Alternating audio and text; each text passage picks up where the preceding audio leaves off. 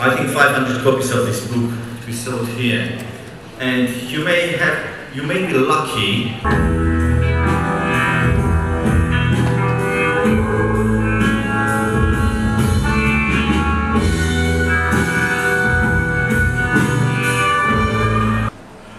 In my thesis, I used one of the two big antennas that had been built in the Orange Valley to make a map. So if we contribute to an accurate measurement of what one of those standard sources is, it would be useful for astronomers. It could also be used in buying Earth stations. If you know the strength of a radio source, you can observe it with an Earth station. And that same year, 2008, brought the realization of our galaxy's fate. Harvard astronomer Harvati and his collaborator. И имею право пожелать вам успеха. Nations organization asking.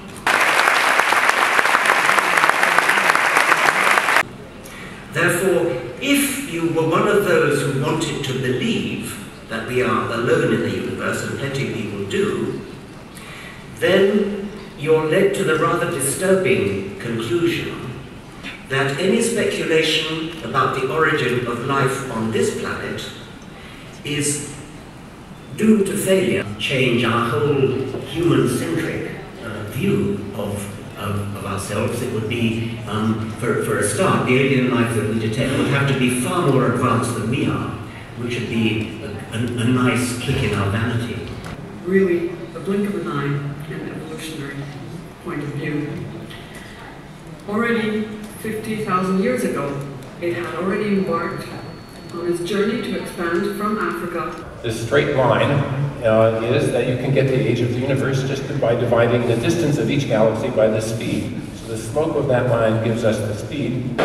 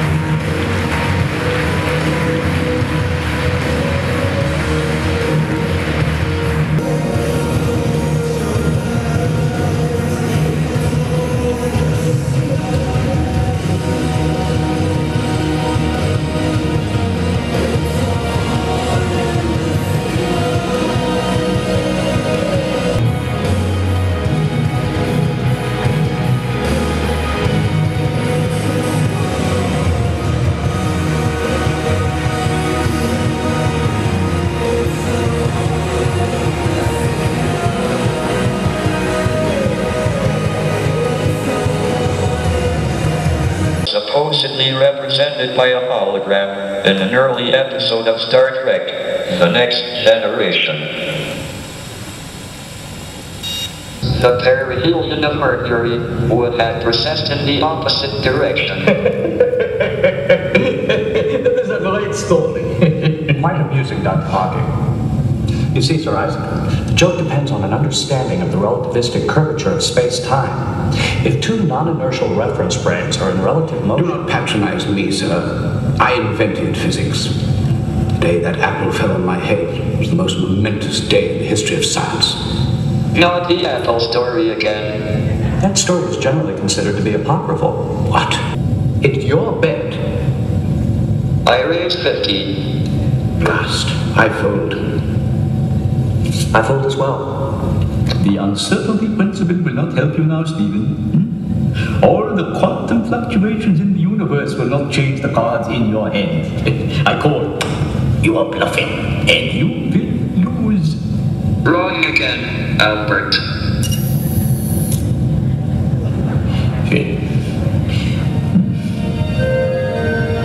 Red alert! All personnel report to duty stations. Suggested that time should be on the same footing as directions in space. This can be achieved by defining an imaginary time coordinate. Everything changed in March this year because of measurements like the bicep last seen using a radio telescope at the South Pole. After my own visit to Antarctica, I can know the environment team's dedication to science out in the middle of nowhere. Bisecting and the tensor scalar ratio is 20%, much higher than anyone expected. This apparent discovery of gravitational waves really was front-page news.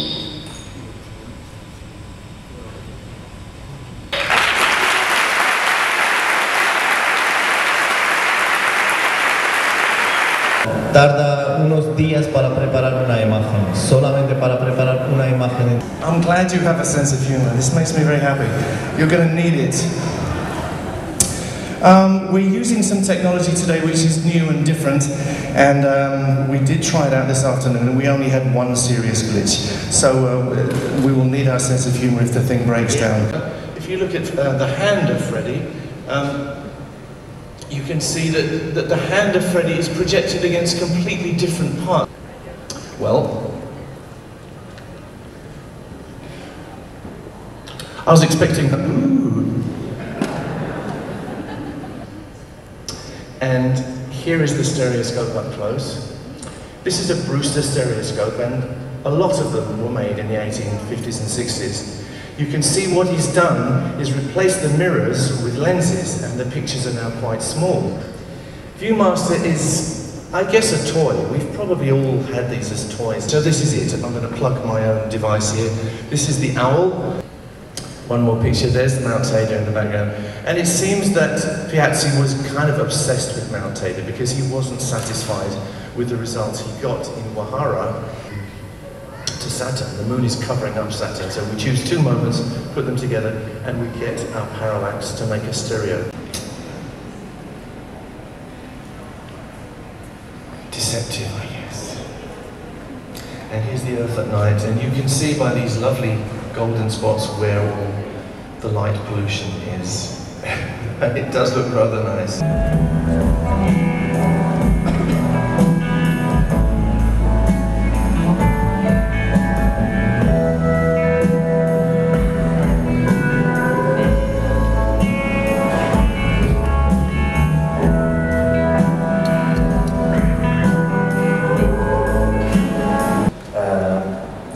Hoy es la clausura del festival y el evento se llama Leyendas del Espacio, Space Legends.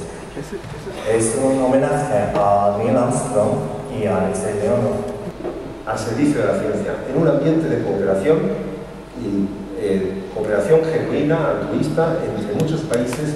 Es la fuente de inspiración para los hombres y mujeres que trabajan en institutos. Estamos en el norte de Tenerife. Yo pensaba que ya olvidamos inglés, pero todavía tenemos.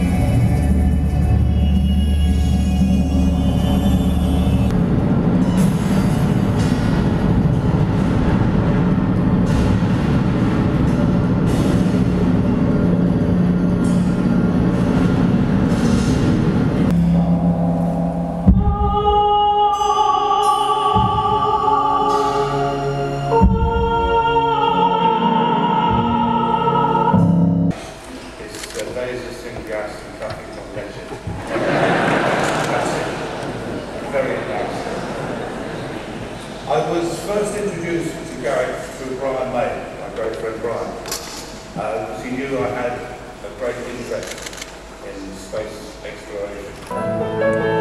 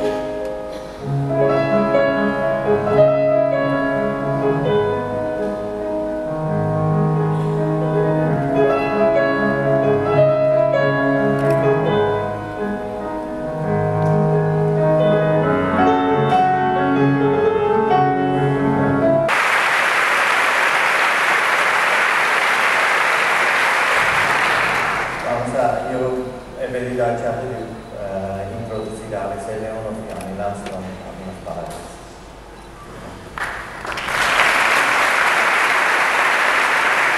Thank you very much. Great pleasure to be back in Tenerife and have an opportunity to participate in both of the Starmus festivals.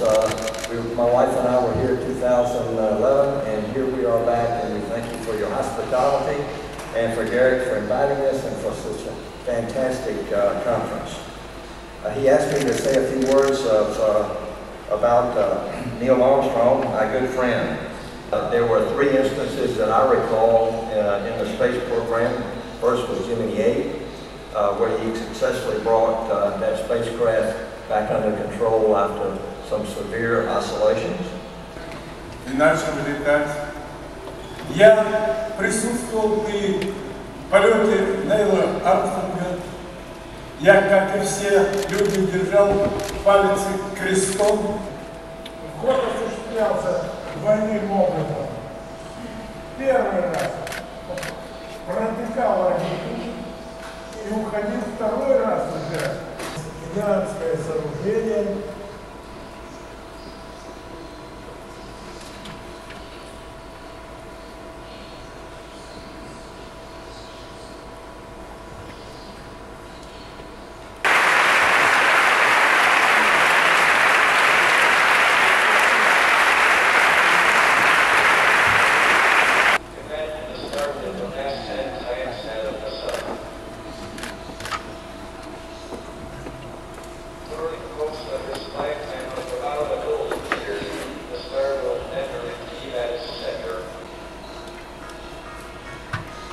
Whereas an object with a velocity greater than that will escape to infinity.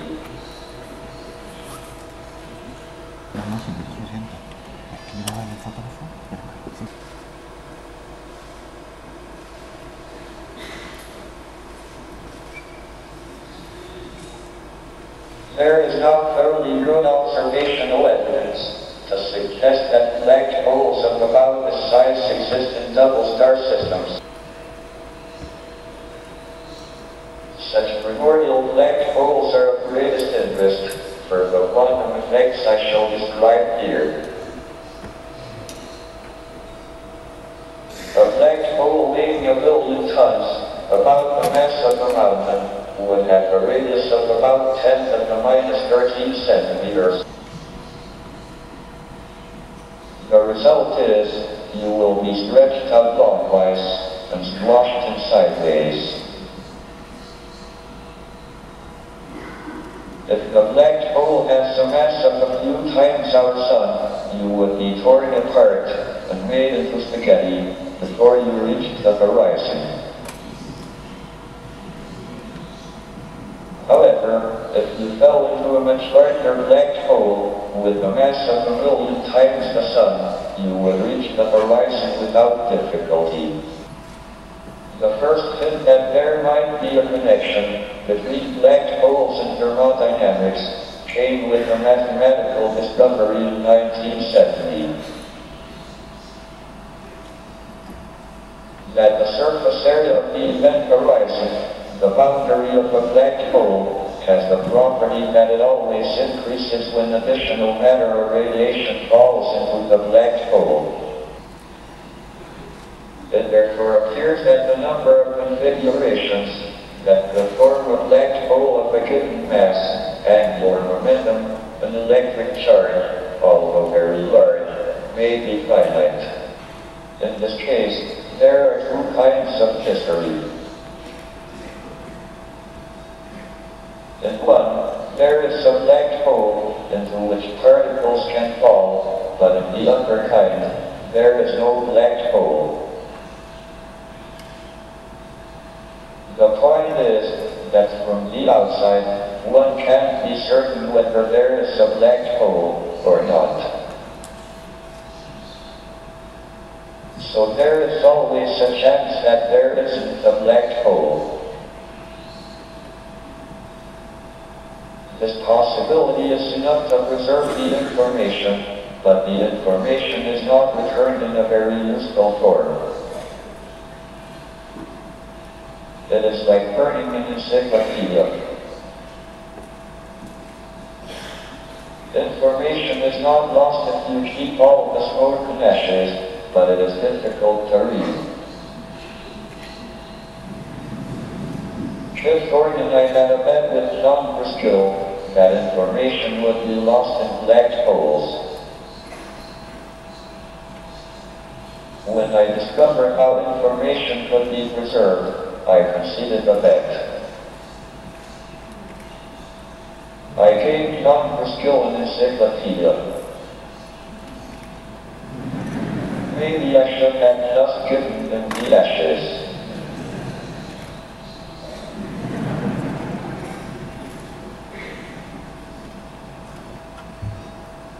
The message of this lecture is that black holes ain't as black as they are painted. They are not the eternal prisons they were once thought. Things can get out of a black hole, both at the outside and possibly to another universe. So, if you feel you are in a black hole, don't give up. There's a way out.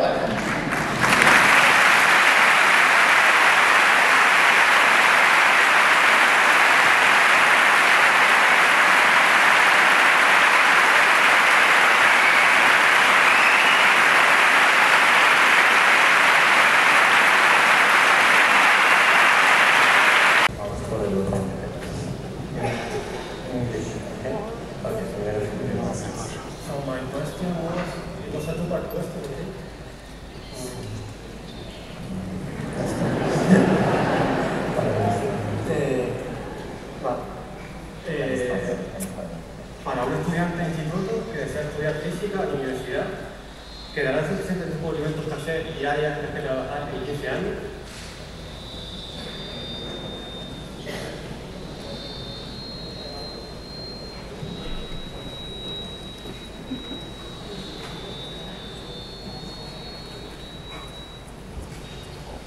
I don't think we will ever run out of research to be done or discoveries to be made.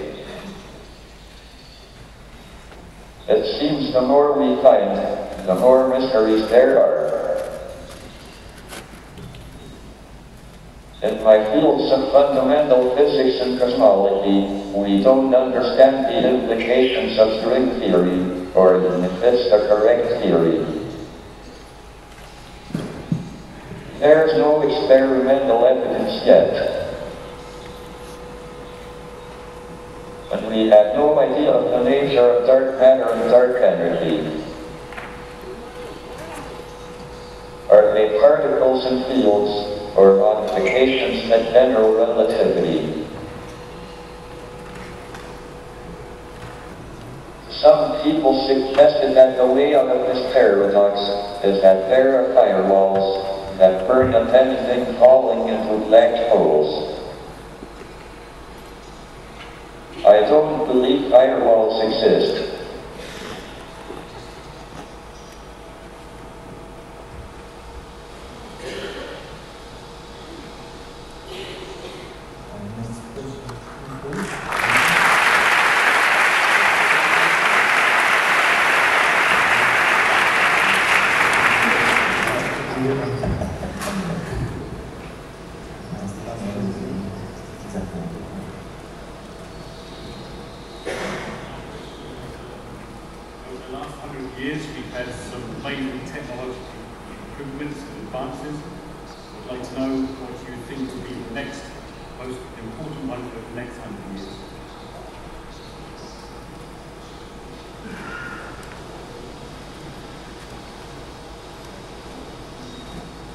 The advance in technology I would like to see in the next 100 years is nuclear fusion.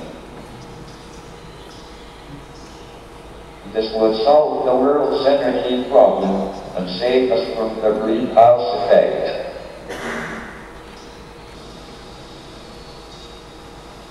We believe life arose spontaneously on Earth so it must be possible on other suitable planets, of which there seem to be plenty. The Kepler satellite estimates that 5% of the 100,000 million stars in our galaxy have Earth-like planets. These have to be in the Goldilocks zone, neither too hot nor too cold, for liquid water. We don't know how life first appeared on Earth, but we have fossils from maybe only 500 million years after the Earth cooled, so life appeared almost as soon as possible. So why haven't we been visited?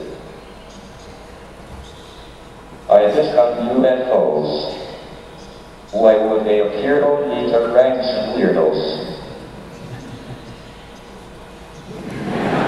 Or do I believe there's a conspiracy by the American government to hide the evidence and keep for themselves the alien technology?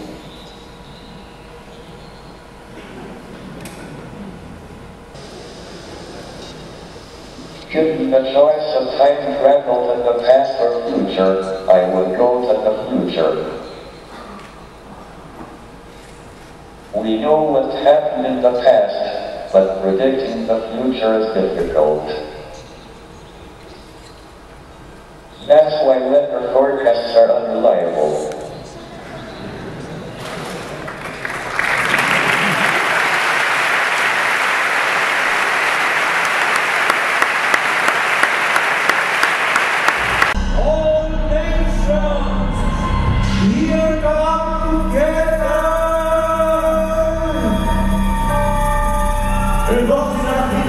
Holy